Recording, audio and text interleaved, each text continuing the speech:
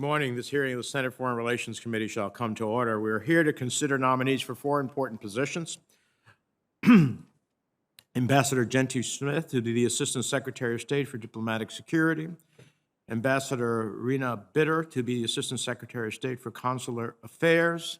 Ms. Monica Medina to be the Assistant Secretary of State for Oceans and International Environmental and Scientific Affairs. And Mr. Marc Knapper to be the Ambassador to Vietnam. Congratulations to the four of you in your nominations. Well, our thanks for your willingness to serve our country in this capacity and the members of your family, because this is a family sacrifice as well, so we appreciate their sacrifices.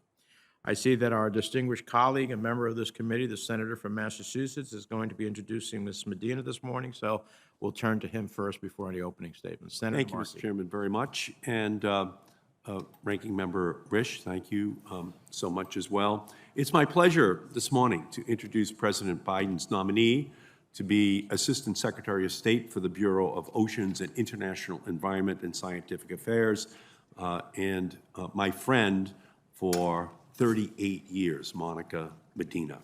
It is impossible to think of anyone more qualified for this job. You knew her in your infancy then. And again, I'm now in the infancy of my second adulthood, as the Senate Foreign Relations Committee makes it possible for us to enjoy extended political life expectancy. It is impossible to think of anyone more qualified for this job. Monica has been working for decades and across multiple administrations on environmental law and policy. She understands the interconnected world we live in and knows that the 21st century U.S. foreign policy goes not simply beyond the water's edge, but to the seas and the skies and the sands of the world where universal threats and their solutions lie. Monica won a Reserve Officers Training Corps scholarship while at Georgetown University. And while working at the Defense Department in the Obama administration, she worked to end discrimination against women in the military, to provide them with opportunities that were previously closed to them simply because of their gender. Monica has always been a fierce fighter for justice and never backs down from a tough challenge. And she has confronted some of the world's toughest global challenges. Ms. Medina has called out the connection between illegal wildlife trafficking and organized criminal networks. She has fought against illegal fishing, which is tied to global piracy and human rights violations. Just like the climate crisis, these are global spanning threats to our national security. And Monica's expertise in these areas is why former Secretary of Defense Leon Panetta and the Center for Strategic and International Studies have turned to her as an expert and advisor. Monica knows that we can't protect ourselves at home without a robust strategy abroad. And diplomacy isn't just something that she has practiced in international work. She has worked across the aisle with stakeholders from different states and industries in the United States to protect our oceans and our ocean economy. After the Deepwater Horizon oil spill, she worked with the 5 Republican governors of affected states to get $1 billion in restoration funds from oil company BP so that states could quickly start rebounding from the disaster. Her work at the National Oceanic and Atmospheric Administration was praised by groups like the Seafood Harvesters of America, who support her experience and legacy of protecting our oceans and the workers and communities that depend upon them. Louis Pasteur once said that science knows no country because knowledge belongs to humanity and is the torch which illuminates the world. Science is the highest personification of the nation because that nation will remain the first which carries the furthest the works of thought and intelligence. Monica Medina has dedicated her career to promoting America's excellence in these two realms, the tools of science and the values of humanity, because it is there where America's excellence and promise to the world is to be found. She knows that, and throughout her distinguished career, she has become supremely prepared for the role of Assistant Secretary of State for the Bureau of Oceans, Environment, and Science. She has been training for it in every position in which she has served, every mission that she has fulfilled, every discussion she's held with key stakeholders. I am so grateful for her continued commitment to our country and planet, as well as for our years of friendship. And I hope my colleagues will join me in supporting her for this important position. Thank you, Mr. Chairman. Well, thank you, Senator Mark, a rather glowing introduction. And well we know that you have, I'm sure, well earned. I know that you may have other committee businesses to do, and so at your leisure, you're welcome to depart from us. And thank you for your introduction. Let me turn to our panel to speak briefly about each of them. Turn to Senator Risch, and then we'll listen to your testimony. Ambassador Smith has served the United States and the State Department during his entire professional career, with 2.5 decades ensuring the security of U.S. diplomatic personnel and U.S. citizens here and abroad.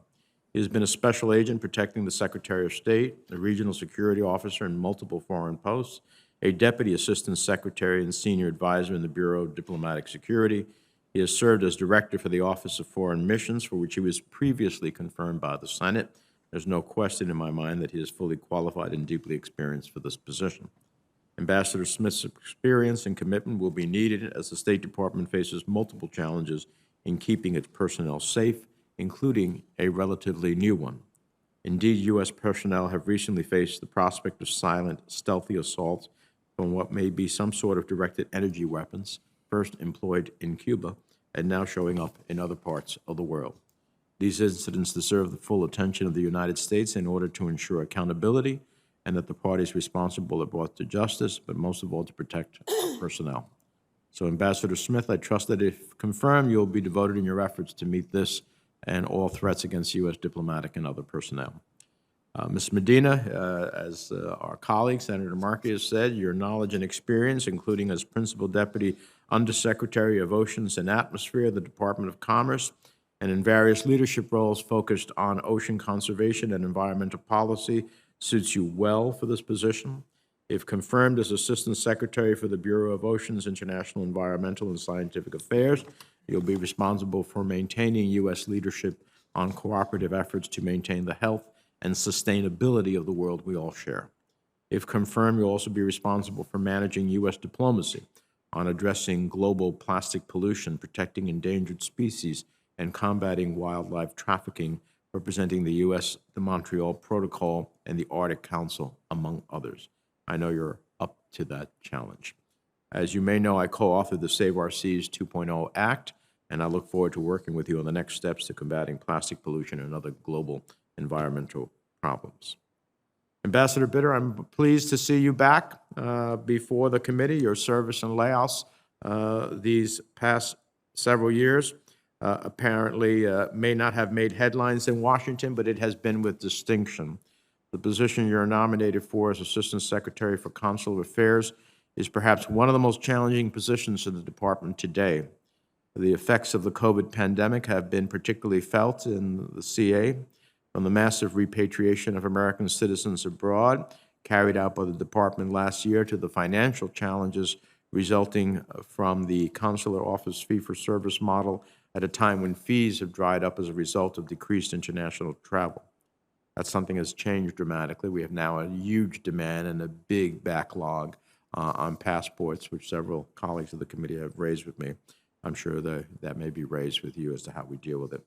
The mismanagement of the department, broadly speaking, and the consular affairs in particular over the past 4 years leaves the next assistant secretary with no shortage of challenges.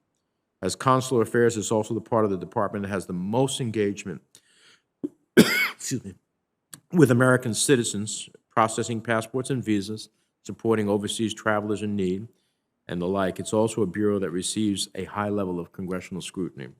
While the challenges in the Bureau are evident, I'm confident in your abilities and capacity to serve capably in this position.